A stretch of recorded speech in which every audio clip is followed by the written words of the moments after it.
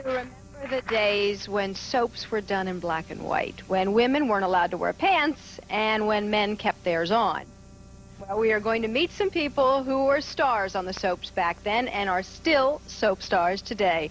My first guest is not only the sophisticated Catherine on The Young and the Restless, she was also the gum-chewing double, Marge the waitress. Please welcome Jeanne Cooper.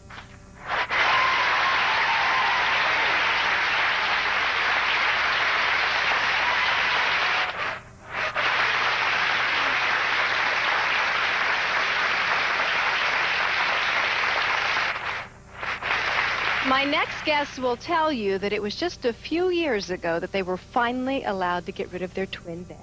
They played Tom and Alice Horton on Days of Our Lives. Please welcome Macdonald, Carey, and Frances Reid.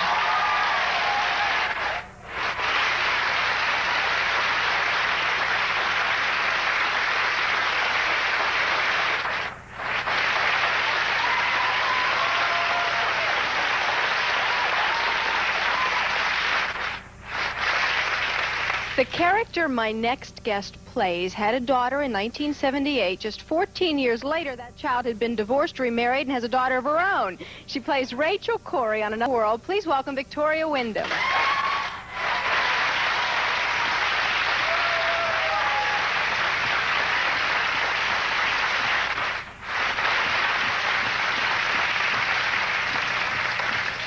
He is the doctor everyone wishes they had, always glad to make house calls and never sends a bill. He's Dr. Joe Martin on All My Children. Please welcome Ray Macdonald.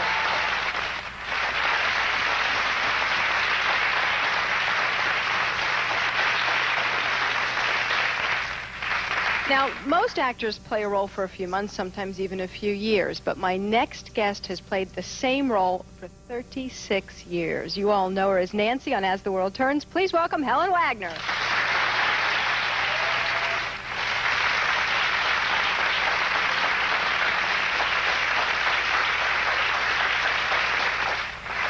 Boy, they love you. They really love you. That must make all of you feel pretty good to hear the applause and the cheers and the hoots and the hollers, huh?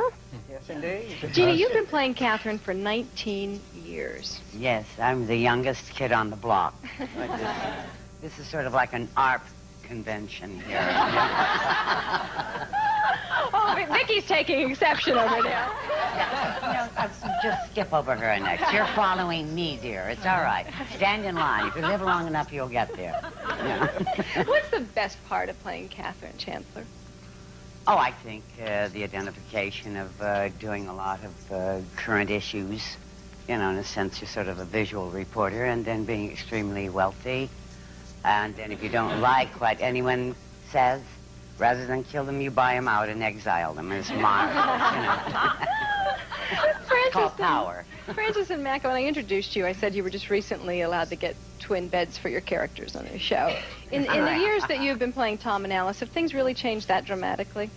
Well, the one thing is we're not dragging that one foot off the bed. You know? But things basically haven't changed. Frances has more adventures than I have lately. And I've had a few. Oh, this is what I say. I say exactly the opposite. This is why we get along so well on the show. Things have changed drastically, like society. Haven't you noticed? But haven't you noticed, we are changing and going back to the family values we originally had in the show. Well, we've always had family values. Please don't argue. You're talking to millions of people. What do you think? After all those years playing the characters, they really are like husband and wife, aren't they? They bicker and... We were very close, as they say. You have to be... After 26 years? This is her 27th, darling. Should I tell them about the lady that... Oh, 27. The hospital? Can you tell them about the hospital? The lady That was the one, the curious thing I heard when I was out in Los Angeles visiting you on the set. Yeah. Mac checked out of the hospital room. Frances checked in the same day, same room. Yeah, they had the nurses. They had no idea what was going on, the nurses. St. John's, No, check the I book. found out he was ill because I was on vacation, and suddenly this lady rushed up to me and said, "How's your husband?" And I looked at her and I said, "Dead." Philip had been dead for 10 years. She said, "Oh, I'm so sorry about Dr. Horton." Well, then I laughed, you see, which was inappropriate. Vicky, you've been on Another World for 20 years now. Romance has always been such an important part for soap opera life, but do you think now maybe sometimes they go a little too far?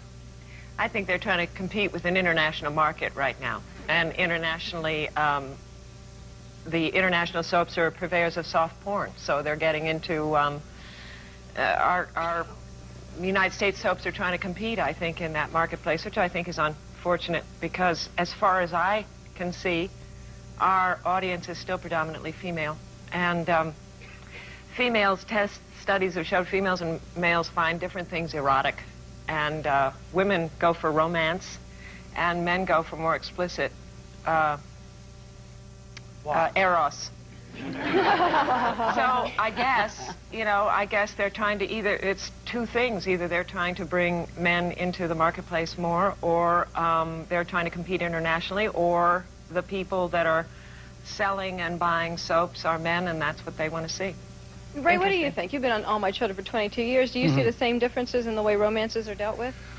Oh, yeah. Sex is becoming more and more explicit, but also the age level is dropping down. People who had romance when I first came on were in their mid-20s, and then they gradually went down to 19, but now they have 16, 17-year-olds kissing all over the place. I think they're playing to the market from...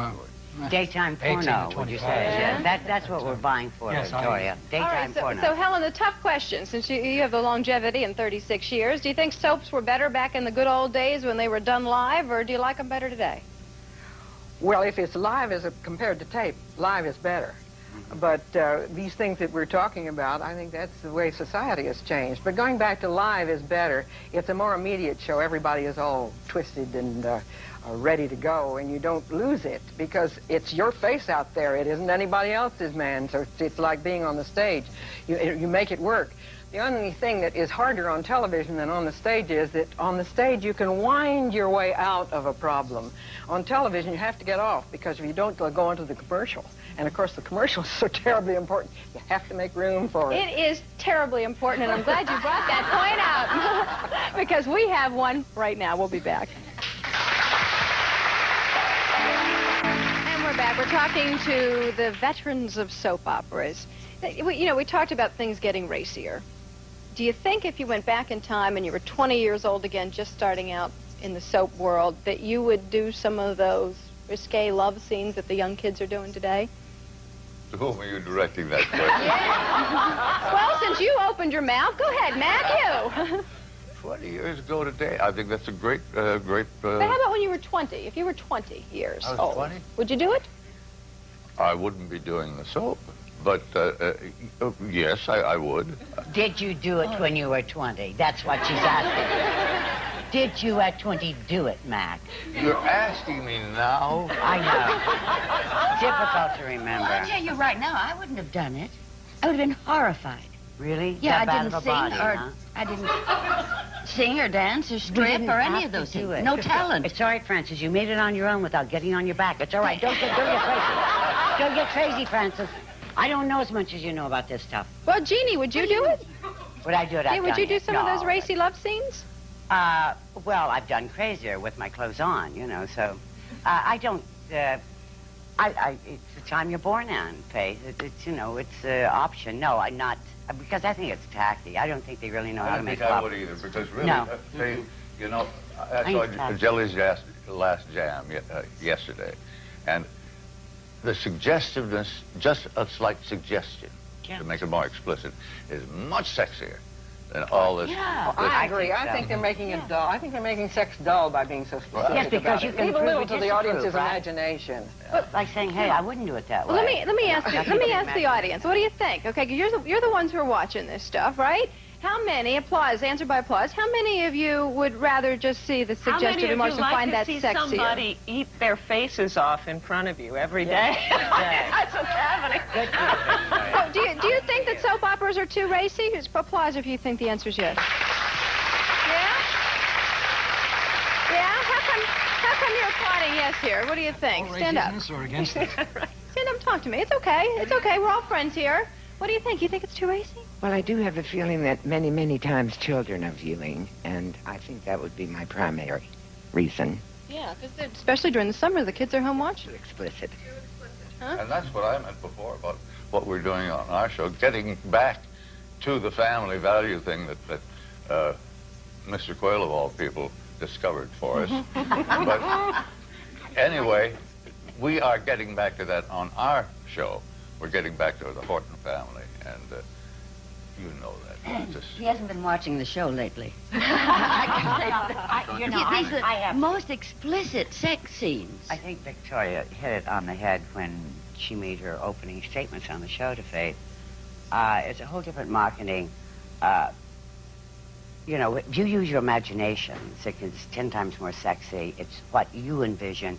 If someone spells it out for you, it either intimidates you, or you say, I don't want it, or you go after it and you're doing the wrong things. It's so explicit that it leaves nothing to your imagination. Do you wonder if the medium is trying to tell the audience what they should see? Or if Yes. the media, I wonder if the media is really answering the audience's desire. I don't know, ask Faith, she knows. I don't know. Anyway, Come on, the you question must- about whether you... I keep my if you were clothes on 20 when I do today. this show. I know. We'll be back in a moment.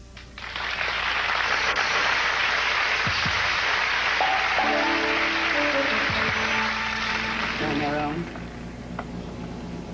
Marie will be the last to go. Then you'll have the one thing you've yearned for all our married life. What's that? Enough closet room. Coming back, you have a question you'd like to ask here? Yes, as veterans of soap operas, some of the veterans, you probably all have played storylines, many different storylines. Is there anything that any of you would still like to play? I know, get into a lot of adventures on Days of Our Lives, but is there something you haven't done? Besides sex scenes. Oh, we did sexy early on.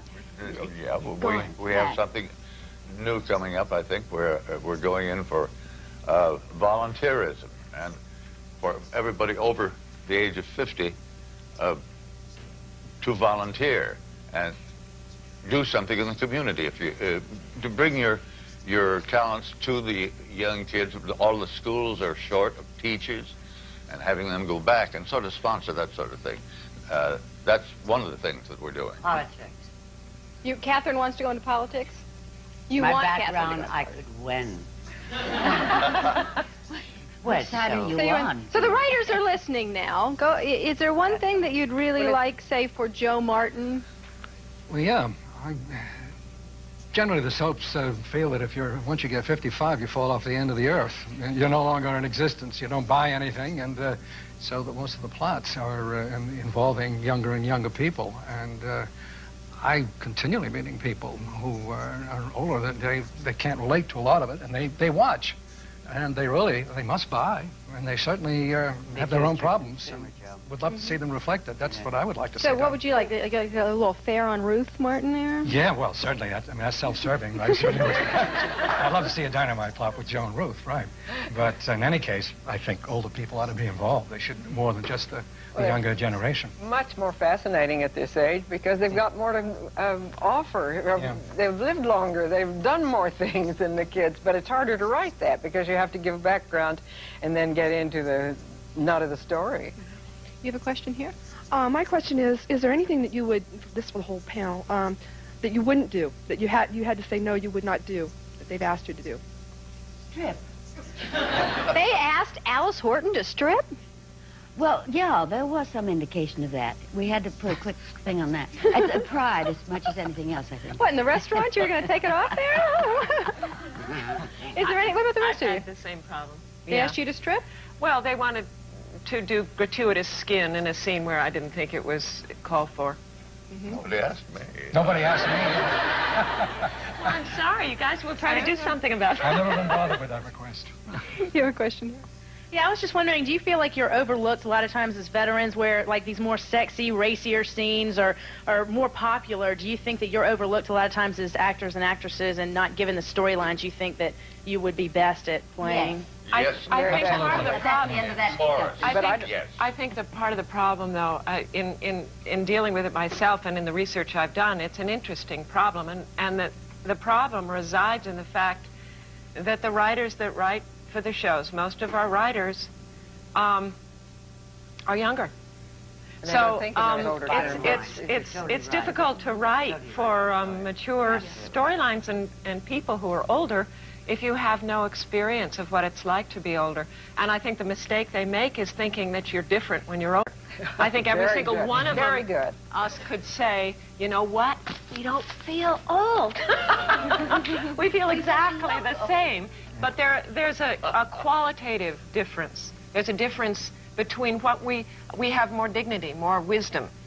And I think if more people who had families and husbands or wives had family experience, that would reflect in the writing, and then there would be, they would do more. Along that line, I think. I'm sorry, I have to interrupt. Let me get this next commercial in, since you understand the importance of that, and we'll let you talk in a moment.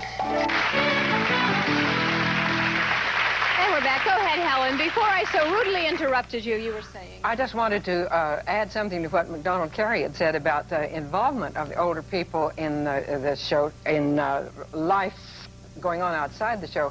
For instance, the idea of literacy volunteers is another thing that the older folk can do. In addition to the teaching children to read, it's that idea of a parental influence. And I think that has proved through literacy volunteers itself, not just our story on the show, but that itself has proved a great help to helping kids get out of trouble. Not just learn to read, but get out of trouble. Yeah, you can really use it to your advantage to set good examples. Do you have a question here? Yes, my question is for Ray Macdonald. After all these years being the family man on All My Children, do you feel you've missed out not being an Erica Kane husband or lover? That's one thing he has missed out on. That's right. Yes, I'm one of the few people on the show who's been married to her. Right. Well, Joe's true and faithful and good, and he and Ruth have got the one marriage that stuck through thick and thin. You know, we can't have ever. All the excitement in the Martin household comes from all those kids who keep floating in and out, right? That's right. And the ones that have disappeared. We still have a son in the attic. You have a question? Yes. Not actually a question. Francis, I would just like to tell you, I know you have a young audience that watches the show now, but I love every scene that you're in because I just feel that I love to listen to the advice that you give all your grandchildren and all the other kids that are on the show.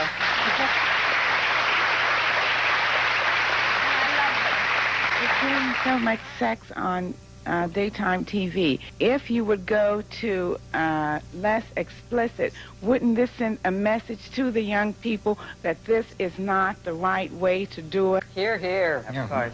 Yeah. Of course. But I'm afraid that people would stop faith watching. has to break for commercials. You don't know what they're trying to sell you and force you to buy, so you go along with it. It's very simple. It's the consumer. If the consumer stops consuming and say we demand the other thing, you are a vast part of that dictation.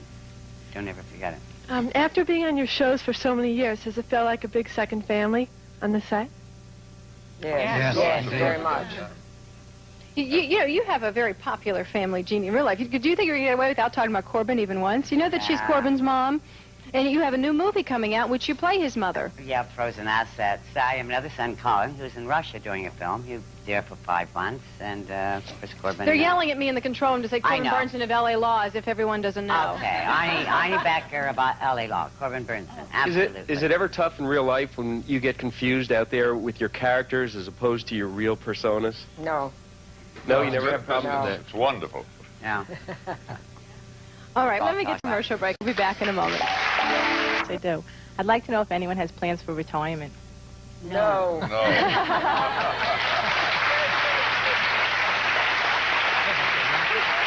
And everyone is glad to hear that. Thank you all so much, and the best of luck to you.